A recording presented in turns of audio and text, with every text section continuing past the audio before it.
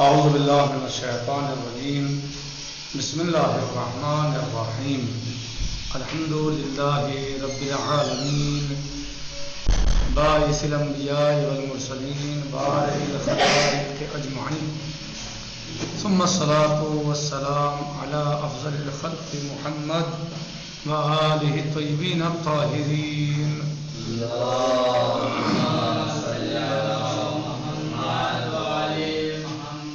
وعجل فرجہم.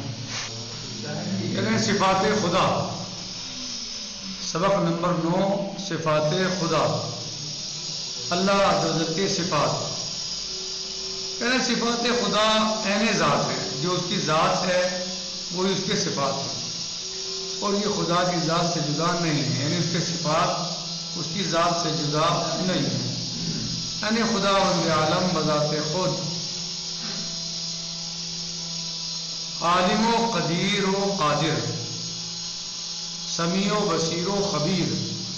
یعنی اللہ سبحانہ وتعالیٰ بذات خود عالم ہے، قدیر ہے، قادر ہے، اور سمیع و بصیر ہے، خبیر ہے. اس کے صفات عین ذات ہیں، خارج ذات یا زائد بر ذات نہیں ہے.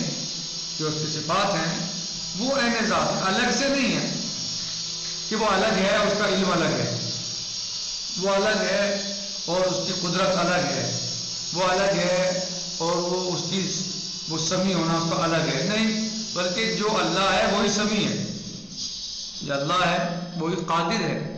یعنی جو اس کے صفات ہیں وہی ذات ہیں، عین ذات ہیں اس کے. اگر خدا کی صفتیں کہ جو کمال کی صفات ہیں اس کی ذات سے جدا مانے تو لازم آئے گا کہ خدا اپنے کمال میں غیر کا محتاج ہے. اگر اللہ کی صفات کو اس کی ذات سے الگ مانے تو کیا لازم آئے گا کہ اللہ اپنے کمال میں غیر کا محتاج ہے، اسے دوسرے کی ضرورت ہے. کمال کیا ہے؟ عالم ہونا. کمال کیا ہے؟ قادر ہونا. کمال کیا ہے؟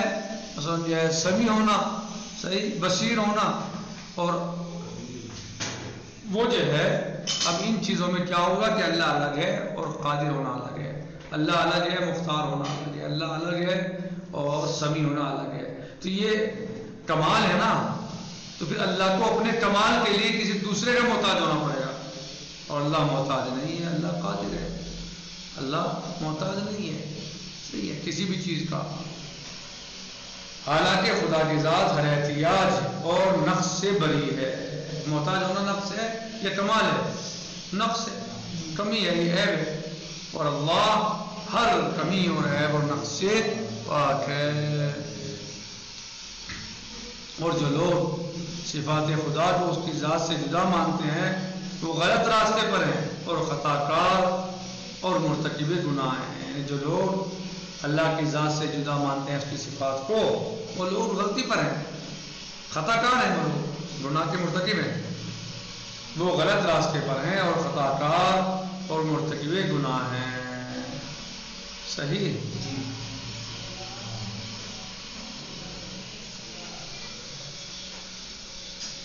تو یہ صفات خدا کے بارے میں آپ کو بتایا گیا کہ صفات خدا اس کی ذات سے الگ نہیں ہے، بلکہ جو اس کی ذات ہے وہ اس کے صفات ہیں. یعنی اس کے صفات یعنی ذات ہیں. یعنی اللہ عز و جل کی جو ذات ہے اور جو اس کی صفات ہیں، اس کی ذات اور اس کے صفات الگ نہیں ہیں، بلکہ جو اس کی ذات ہے وہی اس کے صفات ہیں، جو اس کے صفات ہیں وہی اس کے ذات ہے. یعنی ایسا نہیں ہے کہ قادر الگ ہے اور اللہ الگ ہے، عالم الگ ہے اور اللہ الگ ہے، یا علم الگ ہے اور اللہ الگ ہے، قدرت الگ ہے، اللہ الگ ہے. نہیں، بلکہ وہ جو اس کی ذات ہے وہ اس کی صفات ہیں. ایسا کیوں؟ کیونکہ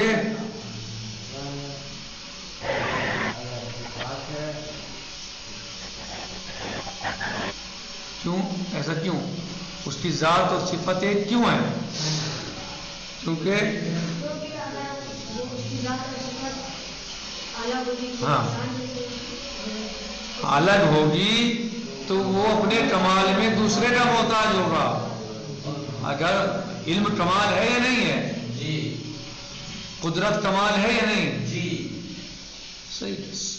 سمیع و بصیر ہونا ایک کمال ہے.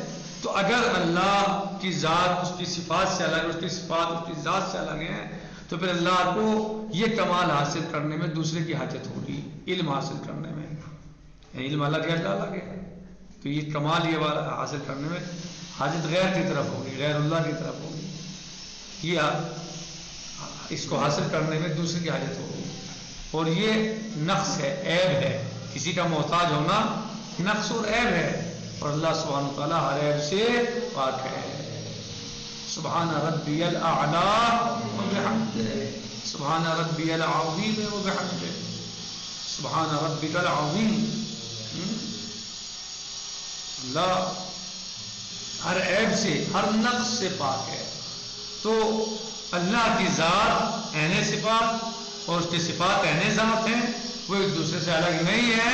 کیونکہ اگر الگ ہوں گے تو پھر اللہ اپنے کمال کے لیے، اللہ کمال کے لیے اپنے غیر کا محتاج ہوگا، اور جو محتاج وہ اللہ نہیں ہوتا، وہ خدا نہیں ہے. کیونکہ محتاج ہونا عیب و نقص ہے، اور اللہ سبحانہ وتعالیٰ ہر عیب و نقص سے پاک و منزہ ہے. صفات خدا عین ذات ہیں، اور یہ خدا کی ذات سے جدا نہیں ہے. یعنی اللہ کی صفات، یعنی خدا بند عالم بذات خود عالم، قدیر و قادر، سمیع و بصیر و خبیر ہے. سمیع سننے والا، بصیر دیکھنے والا، خبیر جاننے والا. اس کے صفات عین ذات ہیں، خارج ذات یا زائد بر ذات نہیں ہیں، الگ سے نہیں ہیں، بلکہ ذات ہی ہیں. اس کے صفات عین ذات ہیں. اگر خدا کی صفتیں کہ جو کمال کی صفات ہیں اس کی ذات سے جدا مانے تو لازم آئے گا کہ خدا اپنے کمال میں غیر کا محتاج ہے. حالانکہ خدا کی ذات ہر احتیاج اور نقص سے بری ہے، اور جو لوگ صفات خدا کو اس کی ذات سے جدا مانتے ہیں وہ غلط راستے پر ہیں، اور خطا کار اور مرتکب گناہ ہیں. وہ غلط راستے پر ہیں اور خطا کار اور مرتکب گناہ ہیں. ایسا کرنے سے انسان گویا غلط راستے پر چل رہا ہے، گناہ کا ارتکاب کر رہا ہے، لہذا وہ ٹھیک راستے پر نہیں ہے.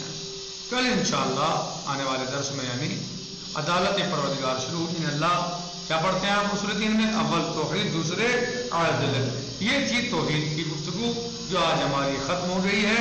انشاءاللہ آنے والا درس جو ہے وہ اللہ کی عدالت اور اس کے عادل ہونے کے بارے میں ہوگا انشاءاللہ.